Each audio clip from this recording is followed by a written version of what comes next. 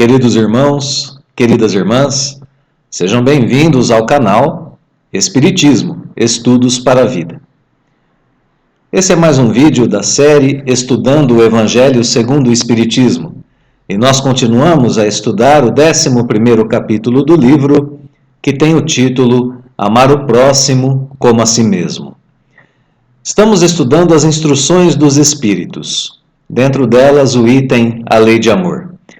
O item A Lei de Amor é composto por 3 instruções e agora estudaremos a terceira delas, portanto a última, que corresponde, melhor dizendo, ao subitem 10 do capítulo, composto por 5 parágrafos que trazem, portanto, a instrução do Espírito Sanson de 1863. Em resumo, nós diremos que o item nos convida a amar para sermos amados. Explica que esse é um pensamento justo e que sua prática é o que leva à conquista de nossa espiritualidade e da justiça na convivência terrena. Ensina também o que é esse amor que nós devemos cultivar e ensina que ele acelera o progresso humano simplesmente porque ele corresponde a tudo aquilo que há de divino em nós. Desperta em nós, portanto, aquilo que há de divino em nós. Bem, quando praticado esse princípio como efeito, esse item também nos ensina que o efeito da prática desse princípio é o fim das injustiças na Terra e a harmonização dos interesses espirituais e materiais do homem, dos seres humanos. Vale bastante a pena, então, o entendimento desse item, belíssimo item, muito valioso item do Evangelho segundo o Espiritismo. Na ideia de continuidade, é claro que nós podemos simplesmente dizer que a ideia de continuidade se dá entre as 3 mensagens, ou entre as 3 instruções, melhor dizendo, pelo próprio título, não é? As 3 falam sobre a lei de amor. As 3 mensagens têm essa ideia, não é? De continuidade. As 3 têm um fio apenas conduzindo. É falar sobre a lei de amor. Mas, para além disso, o que mais nós podemos dizer para a ideia de continuidade? Nós podemos dizer também que já estudamos anteriormente na primeira instrução o amor como sendo um sentimento. Na segunda instrução, o amor foi apresentado como lei. E agora, nessa terceira instrução, nós estudaremos o amor enquanto ação, o que significa amar. O sentimento e a lei colocados em exercício por cada um de nós, já foram explicados, né? Sentimento e lei. Agora, a ação, que envolve tudo isso. Ou se quisermos dizer de forma mais simples ainda, o amor foi estudado como sentimento, depois como lei e agora como ação. Essa é a ideia de continuidade nos 3 principais aspectos das 3 instruções. Portanto, o principal aspecto dessa instrução é o amor enquanto ação. E nós já vemos isso, somos capazes de perceber logo na convocação, né, desse primeiro dos 5 parágrafos. Escreve o Espírito Sanson: meus caros condiscípulos. Condiscípulo é quem é discípulo junto com outra pessoa, né? Condiscípulos, eu sou discípulo com o Espírito Sanson e com os outros discípulos todos que estudam a doutrina espírita. Sanson se coloca conosco na condição de discípulos, né? E ele segue dizendo que outros espíritos que estavam presentes com ele dizem através dele: amai muito a fim de serdes amados. Então aqui a expressão do verbo, né? A ação do verbo, amai. Vamos amar com o fim de sermos amados. Amamos para sermos amados. Então aqui a convocação à ação da lei, à ação do sentimento, né? Que nós já estudamos. Ele diz na sequência que esse é um pensamento justo e que nesse pensamento nós encontramos tudo que abranda e nos consola nas penas de cada dia. É um pensamento, sim, um pensamento justo, segundo o Espírito Sanson. Mas ele vai nos dar algo que é melhor do que o pensamento. E a gente vai ver na sequência o que é isso. Ou melhor, pondo em prática esse sábio conselho, elevar-vos-ei de tal modo acima da matéria, que vos espiritualizareis antes de deixardes o invólucro terrestre. Então ele está nos dizendo o seguinte, bem, o pensamento é bom, mas a prática deste sábio conselho, amar para ser amado, é melhor, pois ela tem como resultado, um primeiro resultado, né? A nossa espiritualidade desenvolvida mesmo antes de desencarnarmos. Na sequência do texto, ele vai falar um pouquinho sobre os caminhos para isso, né? Para a gente poder colocar isso em prática. Olha lá. Havendo os estudos espíritas desenvolvido em vós a compreensão do futuro, uma certeza tendes, a de caminhardes para Deus, vendo realizadas todas as promessas que correspondem às aspirações de vossa alma. Então é preciso sim estudar o Espiritismo para que nós desenvolvamos a compreensão do futuro e para que tenhamos a certeza de estarmos caminhando para Deus. Então, em primeiro lugar, o estudo sempre da doutrina para a gente poder juntar esses elementos em nós que nos darão condições para que a gente possa ver realizada as promessas que correspondem aos desejos, às aspirações de nossa alma, que são sempre a perfeição e a felicidade. É o que o espírito mais deseja, sempre ser melhor e ser feliz. É aí que a gente vai conseguir esses efeitos, né? Vejam, ainda efeitos da prática do amai muito a fim de ser desamados. Efeitos que vão se desenrolando aí através do parágrafo, né?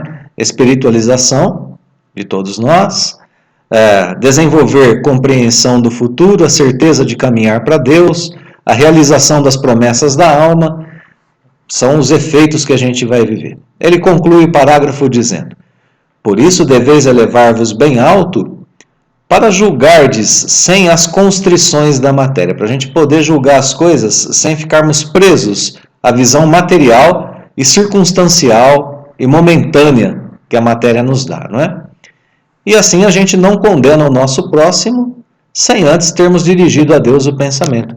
Então, quando a gente dirige a Deus o pensamento antes de julgar, a gente tem uma atitude que melhora o nosso julgamento e que, ao mesmo tempo, nos dá uma visão mais ampla a respeito das circunstâncias que nos desagradam, às vezes, e que nos permite, e que não nos permitem, né, por nos desagradarem, perdoar. Então, quando a gente eleva o pensamento a Deus, quando a gente olha com um olhar elevado, como ele pede aqui, né, elevar-vos bem alto, é olhar com os olhos do Espírito, reconhecendo naquele que erra um irmão em Deus, um condiscípulo, reconhecendo naquele que erra alguém que também quer ser feliz, alguém que quer se melhorar. E então nós passamos a enxergar a vida do ponto de vista da imortalidade da alma, melhorando a nós mesmos e permitindo que o outro também possa ter essa mesma oportunidade de melhoria. Só para a gente resgatar rapidinho as ideias do parágrafo, a gente pode resumir esse parágrafo dizendo que ele nos convida então ao exercício do amor para sermos amados, explica que isso acontece através do conhecimento, do estudo da doutrina espírita, mas também e principalmente pela prática deste princípio e, na sequência, traz os efeitos de melhoria para todos. Muito bem. Vamos então ao segundo parágrafo. Ele começa o segundo parágrafo dizendo que amar, não é? A ação de amar, no sentido profundo do termo, tem as seguintes características. É quando o homem é leal, probo, consciencioso, quando ele faz aos outros aquilo que deseja que os outros lhe fizessem, não é? Ele é dessa forma leal, probo e consciencioso para fazer isso, fazer ao outro aquilo que ele quer que lhe façam. É também, outra característica, procurar em torno de si o sentido íntimo de todas as dores que acabrunham, seus irmãos, para suavizá-las. A gente procura o sentido da dor do outro, da aflição do outro, para torná-las mais suaves. É considerar como sua a grande família humana, porque essa família é encontrada sempre, e nós mesmos a encontraremos daqui a algum tempo em mundos mais adiantados. Então, a palavra probo, né, significa alguém que é íntegro, que tem bom caráter, que é honrado, que é honesto. Uma pessoa conscienciosa é uma pessoa que que age conforme os ditames da sua própria consciência, que é honesta, que é responsável, que é cuidadosa. Então essas são as características de alguém que ama. Essas são características de alguém que ama, que estão sendo apresentadas aqui no capítulo. Além da atitude, né, de tentar ver em todos membros de sua própria família, porque reconhece neles, como dizíamos há pouco, filhos de Deus. Família humana que se forma com elos mais fortes, de acordo com o avanço moral e intelectual que nós vamos fazendo aos poucos. E os mundos mais avançados são prova disso. É isso que está aqui no começo do parágrafo. Continua. E os espíritos que compõem a família humana, são como vós, filhos de Deus, é o que dizíamos agora, né? Destinados a se elevarem ao infinito. Assim não podeis recusar aos vossos irmãos o que Deus liberalmente vos outorgou. Porquanto de vosso lado muito vos alegraria que vossos irmãos vos dessem aquilo de que necessitais. Para todos os sofrimentos tende, pois, sempre uma palavra de esperança e de conforto, a fim de que sejais inteiramente amor e justiça. Bom, então no final desse parágrafo nós temos a nossa atitude, não é? Ter sempre para todos os sofrimentos palavras de esperança e conforto, para que sejamos sempre amor e justiça. Essa é a nossa missão. Um pouquinho antes, nós temos essa passagem aqui que está grifada, que é muito importante para nós. A gente não pode recusar aos nossos irmãos aquilo que Deus nos deu. Bem, Deus espera então que nós doemos aos outros aquilo que Ele nos dá. O que é que Deus nos dá? Perdão, amor, novas possibilidades de recomeçar sempre, a própria possibilidade de continuar vivendo e aprendendo com seus erros e assim por diante. Tudo aquilo que Deus nos dá em abundância, nós temos aqui, portanto, de acordo com esse parágrafo, a obrigação de repassar ao próximo. Esse é mais um caminho do amor-ação. Portanto, no resumo desse parágrafo, a gente diz que ele aprofunda o sentido, melhor dizendo, do termo amor, que foi colocado no parágrafo anterior, não é? Vamos amar. Como nós vamos amar? Entendendo essas características, né? Lealdade, probidade, sermos conscienciosos e assim por diante. Então ele aprofunda o sentido daquilo que foi dito, demonstrando as características que denotam esse sentimento. Essas características, é claro, denotam esse sentimento, mas também fazem com que ele cresça. E por fim, no parágrafo, nós temos aqui a nossa ação diante do sofrimento alheio, né? Terceiro parágrafo. Começa dizendo: crede que esta sábia exortação, amai bastante, para serdes amados, abrirá caminho. Revolucionária, ela segue sua rota, que é determinada, invariável. Ela vai acontecer, não é? De todo jeito, ela vai acontecer. Mas já ganhastes muito, vós que me ouvis, pois que já sois infinitamente melhores do que éreis há 100 anos. Mudastes tanto em proveito vosso, que aceitais de boa mente, sobre a liberdade e a fraternidade, uma imensidade de ideias novas que outrora rejeitaríeis. Ora, daqui a 100 anos, sem dúvida aceitareis, com a mesma facilidade, as que ainda não puderam entrar no cérebro. Não vos puderam entrar no cérebro. Então esse parágrafo fala sobre o nosso lento, mas infreável avanço nas ideias do bem e do amor que devem compor então a nossa ação dentro da lei do amor, não é? Essa exortação, esse conselho, esse ensinamento abrirá o caminho, seguirá sempre sua rota, não é? Ela vai acontecer, a lei de amor vai acontecer, é isso que ele está dizendo. E a gente vai crescendo conforme a gente vai aprendendo e praticando. Vamos para mais um parágrafo. Agora ele vai começar o parágrafo falando sobre o movimento espírita, que já deu um grande passo. Que passo é esse? A rapidez com que as ideias de justiça e de renovação que estão nos ditados espíritas são aceitas pela parte mediana do mundo inteligente. Está dizendo aqui, muita gente está aceitando esses princípios, né?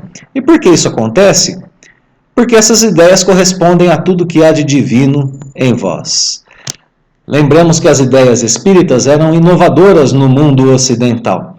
Essas ideias eram reencarnação, imortalidade da alma, sempre com fins voltados para o progresso incessante do espírito, que significavam novos rumos para o entendimento humano sobre a sua espiritualidade e seu relacionamento com Deus. Era o fim das penas eternas, por exemplo, né? E a abertura de uma passagem muito interessante, ou de uma oportunidade muito interessante para o homem, de ver a si mesmo como um espírito imortal, rumando ao seu progresso, à sua felicidade, à sua perfeição, à comunhão com Deus. É isso que corresponde ao divino em nós, não é? Segue o texto dizendo: é que estáis preparados por uma sementeira fecunda. Ou seja, né, em algum lugar foi plantada uma semente que está fecunda, que está para nascer, que está chegando, né? Que sementeira é essa? A do século passado, que implantou no seio da sociedade terrena as grandes ideias de progresso. Essa mensagem é do século XIX e ela se refere ao século passado, portanto, o século XVIII. O século XVIII trouxe consigo o pensamento iluminista e as revoluções americana e francesa. Não é à toa que ficou conhecendo como sendo o século das luzes ou o século da razão, porque ele trouxe a evidência do pensamento humano, do conhecimento sobre as coisas, do estudo que nós deveríamos fazer, né? Do conhecimento científico mesmo, no melhor sentido do termo, não é? Bem, tudo isso já estava posto, o homem já está agora acostumado, ou já está pronto para as ideias de progresso. Não apenas materiais, mas principalmente para as espirituais, que são trazidas aqui no caso pela doutrina espírita, segundo o Espírito Sanson. Continua o texto. E, como tudo se encadeia sob a direção do Altíssimo, todas as lições recebidas e aceitas virão a encerrar-se na permuta, na troca, né? Universal do amor ao próximo. Ou seja, eu amo e sou amado. Essa que é a permuta, essa que é a troca, não é? Tudo que se encadeia, todas as lições recebidas e aceitas virão aqui se fazer, né, se mostrar nessa permuta universal. Por aí, os espíritos encarnados, melhor apreciando e sentindo, se estenderão as mãos de todos os confins do vosso planeta. Todo o progresso está nos planos de Deus, mesmo o progresso que parece ser unicamente material, como o que dizíamos agora, a respeito do século XVIII, todo o progresso acaba preparando a humanidade para o progresso espiritual, para que ela tenha essa condição de apreciar e sentir melhor. O ser humano que é mais avançado, ele sente e pensa melhor. Então a gente, aos poucos, vai se preparando para isso, para a gente apreciar e sentir melhor tudo aquilo que a gente pode fazer quando a gente for capaz de estender as mãos uns aos outros. Uns e outros reunir-se-ão para se entenderem e amarem, para destruírem todas as injustiças, todas as causas de desinteligências entre os povos. O fim das injustiças, portanto, nasce no pensamento. A gente lembra lá do primeiro parágrafo, né, que dizia que amar para ser amado é um pensamento justo. Então aqui nasce o fim das injustiças. Nasce no pensamento, mas se efetiva na união das pessoas que compreendem esse princípio do amor universal, que é uma lei incondicional, uma lei universal e incondicional, e então se dão as mãos. Esse parágrafo, portanto, nos mostra que as ideias de progresso provocam melhores entendimentos e sentimentos, não é? Melhores entendimentos e sentimentos. Aqui no grifo do texto, o homem passa a entender e a sentir melhor. E que isso é o que moverá os homens à melhor convivência em nível social, em nível global, destruindo, exterminando as injustiças. Quinto e último parágrafo. Grande conceito de renovação pelo Espiritismo, tão bem exposto em O Livro dos Espíritos. Tu produzirás o portentoso milagre do século vindouro, o da harmonização de todos os interesses materiais e espirituais dos homens, pela aplicação deste preceito bem compreendido: amai bastante para serdes amados. Sanson.